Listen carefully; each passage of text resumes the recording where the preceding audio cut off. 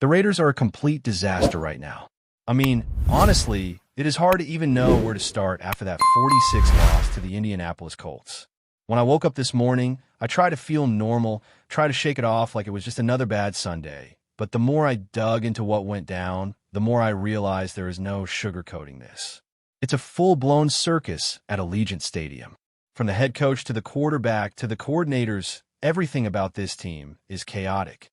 Pete Carroll looks like he's barely keeping control. Geno Smith seems completely lost. Chip Kelly is acting like he's still coaching in college. And Patrick Graham on defense can't make a proper adjustment to save his life. And the worst part? It feels like nobody is actually learning from the mistakes. Let's start with Geno Smith because, let's be honest, he is the centerpiece of all this madness. We all wanted to see improvement, some leadership, some command on the field, but what we're getting is the exact opposite. He has thrown 9 interceptions in just 5 games, leading the league. And when you watch the tape, it's not just numbers, it's a disaster visually. He doesn't see the field, he doesn't trust his teammates, and he makes the type of decisions that make you question if he even knows the playbook. His quarterback impact rating is a measly 74.1, ranking 24th out of 37 quarterbacks. His dropback to EPA is negative 0.07, placing him 30th in the league. These are not just bad stats. They are historically bad for a starting quarterback. And yet, somehow, he's still out there taking snaps like everything is fine. Now, pair him with Chip Kelly, the highest-paid offensive coordinator in the league, and you get a formula for disaster.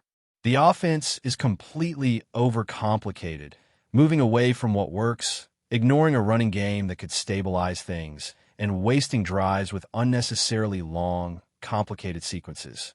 There was a moment in the game where they went 9.5 minutes down the field, running over 10 plays, only to settle for a field goal. The irony is painful because this is a team that desperately needs rhythm and simplicity, but Kelly insists on making it convoluted. Geno is clearly struggling. The play calling isn't helping. And yet the duo continues to operate as if the problems will somehow fix themselves. And then there's the defense. Patrick Graham's adjustments, or the lack thereof, have been just as painful to watch.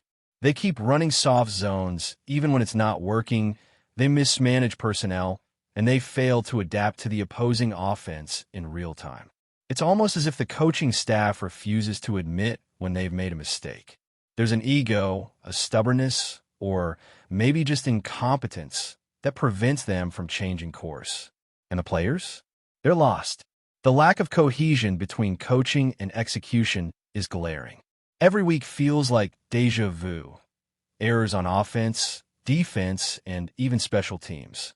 Missed field goals, botched punts, blown coverages. It's not a pattern of bad luck. It's systemic failure. The comparison to past quarterbacks with this team is brutal. Even Gardner Minshew, during his brief stint, and Jimmy Garoppolo in his early games showed more stability, made fewer turnovers, and managed to win games. Geno Smith, despite having a track record of success in previous teams, has been worse than either of them in his first 5 games with the Raiders. It's not just a slump. It's a historically bad start that cannot be overlooked. And yet, there's this insistence from the coaching staff that somehow patience is the answer. How many mistakes do you give a player before you recognize that the trajectory is downward, not upward?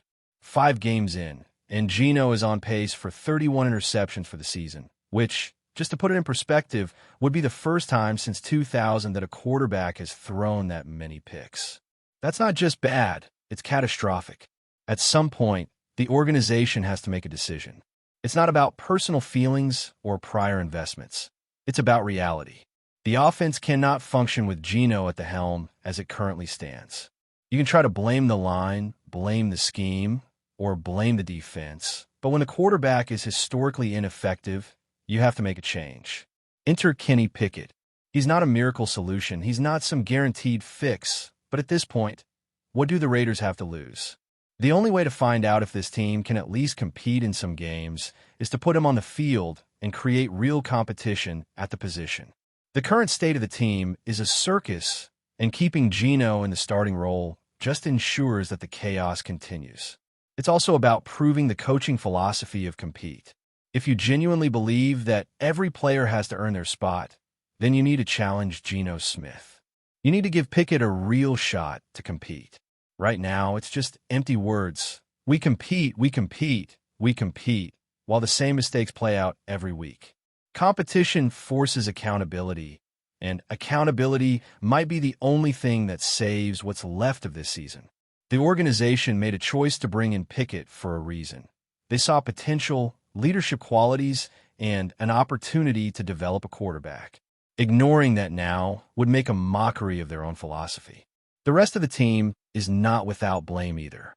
There's no identity on offense, no adjustments on defense, and special teams are a mess. Injuries, missed assignments, and general confusion plague the squad every game. Max Crosby, one of the leaders, admitted nothing in the post-game interviews, but someone has to take a stand. When you're being paid $36 million, it's not just about your own performance. It's about leadership and holding the team accountable. Right now, the Raiders lack that at every level. The head coach hands out ice cream cones instead of discipline, coordinators stick stubbornly to failing plans, and the quarterback continues to underperform without consequence. It's an organizational breakdown that is hard to watch and even harder to stomach as a fan. And that's why this feels like a circus. It's not just the scoreline. It's the total lack of structure, preparation, and execution. Every Sunday feels like a repeat of the last. Mistakes, confusion, and chaos. Fans are left to wonder if anyone in the building actually knows what's happening. Watching film, analyzing the stats, and observing the field, it's clear the Raiders are far from competitive, far from cohesive, and far from finding a solution on the fly.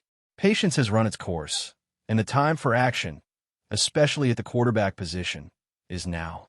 So now, let's talk about what comes next, because the quarterback situation isn't just a stat line problem. It's a symptom of a much bigger issue.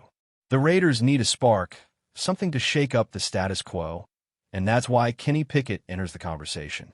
He isn't guaranteed to fix the team overnight. In fact, he might struggle. But right now, that's irrelevant. The team is already struggling, they're already in a free fall, and the question is whether they have the courage to make a change before the season spirals completely out of control. Pickett brings a fresh perspective, a chance to inject competition into a locker room that has grown complacent. If nothing else, it forces Geno Smith to earn his job every single day, and that's a philosophy the coaching staff keeps talking about, but hasn't implemented in practice. You can see why this is critical. When a quarterback struggles this badly, it impacts every single aspect of the team. The offensive line is under pressure, running backs aren't getting opportunities, receivers aren't confident, and the defense is constantly on the field because drives in too quickly. Every mistake snowballs. The offense cannot establish a rhythm, and when the offense can't move the ball, the defense gets worn down and breaks. It's a vicious cycle that the Raiders have been trapped in for 5 straight games. And what's most frustrating is the lack of identity. A football team without an identity is like a ship without a captain. It's drifting, directionless, and eventually it crashes. The coaching staff bears a huge part of this blame. Pete Carroll looks like he's trying to project calm, but calm isn't going to win games. Saying we're learning after a 1-4 start feels like a slap in the face to anyone who has invested time, money, and energy into following this team. The players aren't learning fast enough because the system is confusing and the adjustments that should be happening during games simply aren't happening. Chip Kelly's play calling is a perfect example. The guy is clearly brilliant in theory, but in practice, it's overcomplicated and mismanaged. You have a running back like Ashton Gentry starting to find rhythm, and then suddenly the plan shifts and you abandon the ground game entirely. It makes no sense. You're moving away from the very thing that can stabilize your offense. Red zone struggles, stalled drives, missed opportunities, it's all coming from overthinking the simple. On defense, it's just as painful. Soft zones, miscommunications, and a general lack of adaptability make the Raiders an easy team to game plan against. When a team can anticipate your every move and the adjustments aren't made, you're setting yourself up to fail. Patrick Graham's inability to react mid-game means that even when players are giving their best, they're set up to fail by the schemes they're asked to execute. It's like watching a chess match where one side refuses to move their pieces. They're doomed before the first move even happens. And the players know it. You can see it in their body language, in the way mistakes are repeated over and over, in the way leadership on the field struggles to emerge. Speaking of leadership, this team desperately needs it. Max Crosby has the talent and the respect to lead, but leadership isn't just about personal stats or effort. It's about holding teammates accountable, challenging mistakes, and pushing for excellence when no one else will. And right now, that isn't happening enough.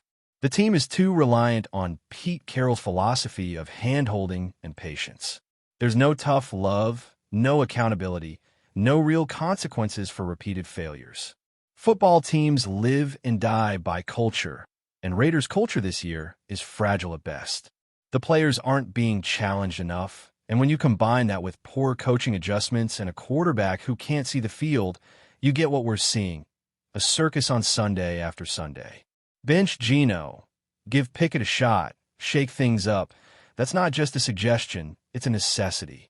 Even if Pickett struggles, even if he makes mistakes, you're sending a message to the entire roster. Performance matters. Competition matters. Accountability matters.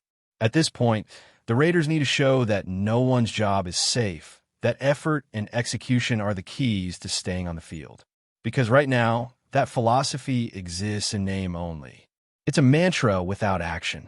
And when you're 1-4, when your quarterback is historically bad, and when your coaching staff can't make adjustments, philosophy isn't enough. You need action. Now, let's talk about the season itself. Is it over? The truth is, from a playoff perspective, it's hard to be optimistic. The Raiders don't have an identity, they don't have consistency, and the talent gap in key areas is glaring. Offense, defense, special teams, it's all underperforming. The 1-4 start isn't a fluke.